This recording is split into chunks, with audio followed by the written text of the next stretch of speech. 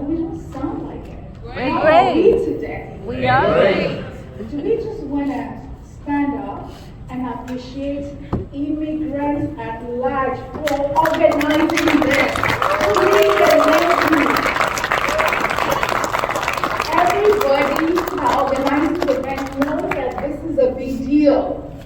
You walk and walk and walk, and on the day of, you just pray for success. And this is already successful. Yeah. Because we've had amazing speakers, right? Yes. And we'll continue to have amazing speakers. Yes. We have leaders in the room, and I encourage everyone not to leave here today until you meet somebody you've never met before. So thank you so much. Please, as you said, my people. Okay. So, my name is ABHA, and people call me Lady ABBA. Today I stand before you not just as a speaker, but as a woman whose journey was shaped by courage, purpose, and a deep commitment to uplifting others. It is truly an honor to share my story, my heart, my passion for leadership with you today. Because leadership, like my friend Mohammed, who spoke earlier, Mohammed, right? Mustafa, I'm so sorry. Who spoke earlier, he talked about leadership, he talked about what leadership means. So I want to say that leadership, real leadership is not about titles. Everybody in this room are leaders. It's about the journey that shapes you, the impact you create, the lives you elevate along the journey. Again, I know we did a shout out to Immigrant at Life, but I'd like to appreciate them again. I know that this kind of work is not easy, and it is a thankless job, but we do it anyway. So thank you to the conveners, to the team, to the volunteers. Thank you for bringing people together, because I did meet people I've never met before today. And that's the point. You gotta get out to meet people, because people say your next walk is your next what. You never know what's gonna help you to the next level. So thank you again to you, my darling Dami, and all the team. Thank you so much for putting this together. Also, to everyone present here, I need you to ask yourselves, I have a question for you. Am I just coasting through life? Or am I living a life of impact? We make choices every day, right? So think about it. So what am I going to talk about? I know that Mustafa spoke from the heart, but you see, I prepared this, and I have to speak from it. It is from my heart, talking to you. So what will I talk about? I'm going to talk about the courage to begin. I'm going to talk about resilience in a new land, discovering my purpose, becoming a voice of service, creating platforms that transform, empowering others, the heart of leadership, embracing identity, diversity as a strength, leading the future with purpose and impact, and of course what I do now and my closing remark. Believe you me, it's not going to be more than 15 minutes I was given. And everything blends into each other. So, every story begins with a bold decision. For me, that decision was leaving the familiar for the unknown. We all did it, right? That's why we're here. Choosing to start a new life in Canada, I arrived with hopes, with dreams, and the belief that there was more waiting for me if only I had the courage to take that first step. Any taker? Exactly. And many of you know this truth. Growth does not happen in comfort. Greatness does not bloom without courage. The journey that defines you begins the moment you say yes to impossibilities. My journey to Canada taught me that you don't have to see the entire path. You just need the strength to take the first step. So let me dig in. Is there anybody here who is the firstborn in the family? There you go. There you go. So being a firstborn, you know that when you go to another country, it doesn't matter whether you're struggling. They treat you, the money trade doesn't stop, right? Yeah. Even not being a firstborn, you still gotta send the money home. So my career was not what I expected, as with a lot of us, which is why coming together helps us to learn from each other. Canada welcomed call me warmly, but the challenges were real. New system, new weather, new culture, and at times, doubts. But instead of shrinking, I decided to rise. I learned that resilience is not the absence of difficulty, it's the mastery of it. Every challenge whispered, you can't. But purpose replied, watch me. I stand today before it because focus, intentionality, and resilience became my closest companion. And I say to you, whatever your story, whatever your struggle, resilience will always carry you further than fear ever could. I did multiple professional exams while being a mother, a wife, a sister, a aunt, daughter, wearing multiple hats. It paid off. I moved from role to role, honing my skills in the banking world. I got my PFP, the personal financial planner. I became a financial planner, but I wanted more. I wanted to move into leadership and to complete my master's, but it was difficult getting my transcript from home. Any taker? No. Any taker, right? And so I decided to go back to school again. I did another 4 years, and I finished in 2017. And just so you know, when I finished my second degree in 2017, I was 47 years old. So if you're telling me today that you're too old to do something, think again, because you're not. Another question for you. When things do not work the way you want it, do you do the blaming game? No. There you go. So a word for the wise, acknowledge it. Yes, things are not working. Acknowledge it. Learn from it, but don't stay there. Look for a solution and move on so that you can maintain what? Your sanity. As I settle in my new reality, I realized something profound. Purpose is not found. It is revealed. My purpose revealed itself through service.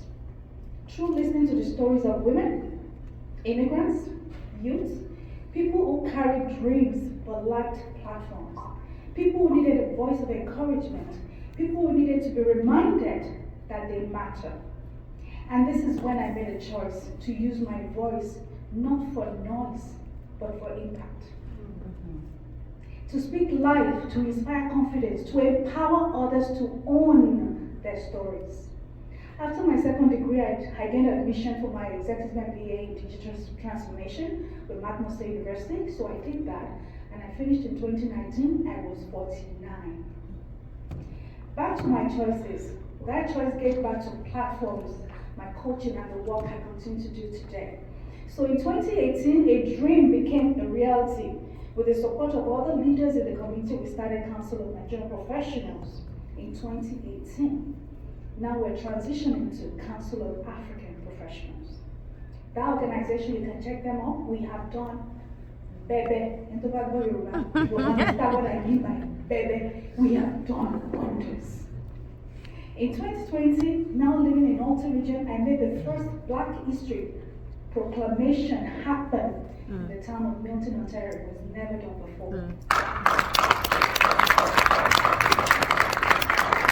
And that started another organization in Alton community. We call it African Caribbean Council of Alton. Again, we have done and we continue to do Bebe. I wanted to share my story, and so I wrote a book. Authenticity, How My Whammy Moment Shaped My Life. If you need inspiration, you should pick it up in Amazon. At least 16 stories of why not me. Then I did my TEDx talk about the powerful voice of the parent. Every parent here should be proud of themselves. We're raising the next generation. Just make sure you're their first cheerleader. Make sure you are their first cheerleader, because that's the only reason they will always come back to you to tell you when things are good and when things are good. From my website, adesolaasiba.ca and lydiaba.ca, to my social media platforms, everything I built was rooted in one mission: to turn inspiration into action and action into transformation. These organizations and platforms allowed me to reach beyond borders. They allowed me to connect with lives I may never physically meet. They allowed me to turn my journey into a source of strength for others. Another question for you. Do you think you have what it takes to be the best version of yourself and live a meaningful life? I want you to peel back the onions and answer yourself truthfully. And if the answer is not what you want it to be, then you need to really, really filter down. And today I want to remind you, your voice is a platform. Your story is a platform. Your impact is a platform. Whether you have 1 follower or 1 million, someone is waiting for what only you can give. Someone is waiting to hear your story. For many immigrants, assimilation feels like erasure, right? But I learned that my identity, my culture, my background, my heritage is not a barrier. It is my superpower.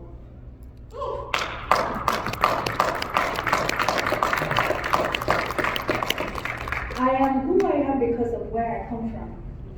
And leadership, at its highest form, is authenticity in motion. Diversity is something to apologize for. Diversity is what strengthens our communities, our workplaces, our nations. I stand here proudly as an African woman, an immigrant woman, a woman of culture and courage. And I want every person listening to know, when you fully embrace who you are, you unlock the power to inspire others to embrace who they are. Right? So leadership is not measured by how high you climb, but how many people you rise, because of you. Through mentorship, coaching, and community engagement, I have seen firsthand what empowerment looks like. It looks like a young woman finding her voice. It looks like a young boy gaining the confidence to be his best. It looks like a newcomer finding her confidence, a dreamer believing again, a leader stepping into their purpose. I'm here today because somebody empowered me, and now I'm determined to empower others. This is the essence of leadership. Another question for you. Who are you lifting up as you rise? As we look to the future, leadership requires something deeper. Intention, authenticity, courage, service, purpose, focus. You see, the future will not be shaped by those who wait. It will be shaped by those who lead, those who dare to stand in their truth and create impact that outlive them. My journey in Canada is a reminder that greatness can begin anywhere. If you're willing to dream boldly, work intentionally, and serve passionately. And so today I challenge you, what will your impact be? Who will you empower? What story are you writing with your life? Because somebody somewhere is waiting for the leader you are becoming. I came to Canada as a dreamer. I became a builder, a leader, a mentor, a consultant, and a voice for change. From resilience to purpose, from identity to empowerment, every step has shaped the woman standing before you today. My story is not just about where I started, it's about how I chose to rise. And today I stand here to remind you, you too carry the power to rise. We all carry the power to rise. We all carry the power to inspire minds. We all carry the power to empower change, to lead the future with purpose and impact. So what am I doing now? So what did I do before? I did 32 years of working in a financial institution. I literally just retired. I took an early retirement. I worked for almost going on 20 years with one of the big banks in Canada. I was a senior leader, and I left all that behind, but I'm still doing it kind of. So what am I doing now?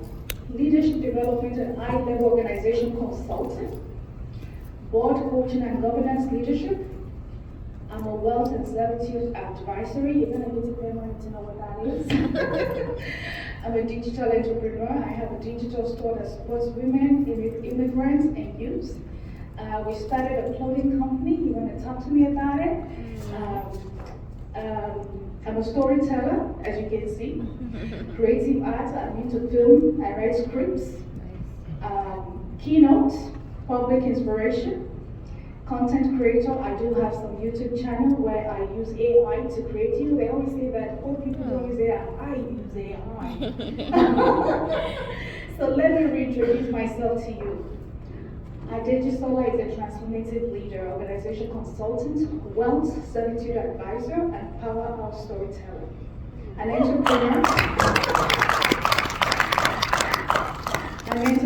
filmmaker, digital creator, leadership mentor, and merge strategy with creativity, purpose with innovation, and service with influence. Through my coaching programs, governance work, digital store, creative studio, inspiring YouTube platforms, I equip individuals and organizations to rise with clarity, with courage, and with meaningful impact. With all the non-profit organizations, I started with the support of people. People have started their careers, they started their businesses, we've mentored youth, we've elevated the community, and the work is not done. The work is just getting started. A few months ago, I actually ran. Somebody was talking about getting into politics. I ran in the town of Milton by election for councillor. I did not win, but I tell you, I'm running again next year. Yes. My life's work is rooted in one truth. Leadership is not position, it is power to inspire, empower, and transform lives. If you'd like to join my mailing list, you can send me an email to Lady ABHA. ABHA is abha.ca@gmail.com with your name, phone number, profession, and one thing I can support you with. Lady ABHA. Lady abha.ca@gmail.com. So what did I talk about? I talked about the courage to begin, resilience in a new land, discovering my purpose, becoming a voice of service, creating platforms that transform, embracing identity, diversity as strength, empowering others, the art of leadership, leading the future with purpose and impact, what I do now, and my closing summary. Finally, I want to remind you of the questions I asked you. Am I just coasting through life, or am I living a life of impact? The choices we make. When things do not work, do you do the blame game? Do you think you have what it takes to be the best version of yourself and live a meaningful life? Peel back the onion and answer yourself truthfully. Who are you lifting up as you rise? Thank you. May your journey